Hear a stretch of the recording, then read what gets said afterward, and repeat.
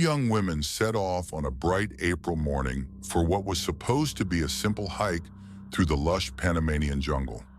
They smiled for photos, waved at locals, and disappeared into the trees. Days later, only a few scattered belongings would surface. Months later, fragments of bones, a backpack filled with strange photographs, and a mystery that refuses to be solved. This is the story of Kris Kremers and Lisanne Froon, a tragedy wrapped in unanswered questions and one of the most haunting mysteries of the 21st century. Kris Kremers, 21, and Lisanne Froon, 22, were two close friends from Amersfoort in the Netherlands. Both were adventurous, bright, and filled with wanderlust. After years of saving and planning, they set out on a 6-week trip to Panama in 2014. The idea was to experience the culture, learn Spanish, and volunteer with local children. By late March, they had arrived in the small mountain town of Boquete, a beautiful but rugged area surrounded by misty jungles, rivers, and steep terrain. They stayed with a local host family and planned to begin volunteer work the following week. But before that, on April 1st, the women decided to go exploring. Just one hike, the famous Pianista Trail. That morning, neighbors saw them leaving with light clothing, hiking boots, and small backpacks. They were spotted with a dog belonging to locals, who often followed tourists up the trail. Photos found later on Lisanne's camera show the girls smiling, relaxed, and enjoying the first part of the hike. Bright blue skies, lush green hills.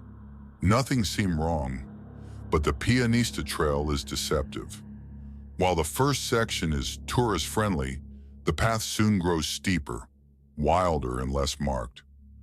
Locals warn hikers not to cross the Continental Divide without a guide. Yet the last cheerful photo of Kris and Lisanne suggests they did exactly that. After that point, silence. When the girls didn't return that evening, concern began to grow. By April 2nd, their families back home knew something was wrong. On April 3rd, a massive search effort was launched. Helicopters, local police, native guides, even Dutch investigators flew in. But after days combing the jungle, no trace of the women was found. It was as if they had vanished into thin air. For weeks, the trail grew cold. Then, in June, over 2 months later, a local woman stumbled upon a strange object near a riverbank, far from where the girls were last seen. It was a blue backpack. Inside were both women's belongings, 2 pairs of sunglasses, a camera, 2 phones, a water bottle, and Lisanne's passport. Everything was neatly packed and dry, as if it had not been sitting in the jungle for weeks. Investigators discovered that the women had tried calling for help on April 1st, the very day they vanished. Both Kris's iPhone and Lisanne's Samsung had attempted emergency calls. But deep in the jungle, no signal could connect. Over the next several days, dozens of attempts were made to dial emergency numbers. Then something stranger emerged. On April 5th, Lisanne's phone ran out of battery. Kris's iPhone continued to be turned on and off sporadically.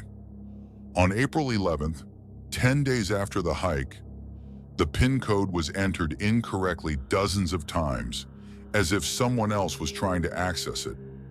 Who was holding the phone that long? Was Kris still alive? Or had someone else been using it? The camera held hundreds of pictures. The early ones were normal, bright daylight shots of the hike. But then, there was a gap. 10 nights later, a strange series of over 90 nighttime photos were taken, deep in the jungle. Most were black, showing nothing but foliage, rocks, or close-ups of the trail. One appeared to show a strange stick with plastic bags tied to it. Another seemed to capture the back of Kris's head. Were these desperate signals for help? Random attempts to use the flash as a flashlight? Or something more sinister? Not long after the backpack surfaced, investigators discovered human remains scattered along the riverbank.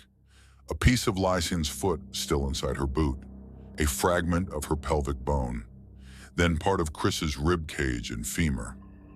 Forensic testing showed something unsettling.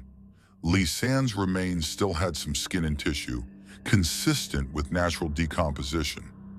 Kris's bones, however, were unusually clean and bleached, almost as if they had been treated with chemicals. Why such a stark difference? The tragedy of Kris and Lisanne has spawned endless theories. Accident, that they got lost beyond the continental divide, injured, and slowly succumbed to starvation or exposure.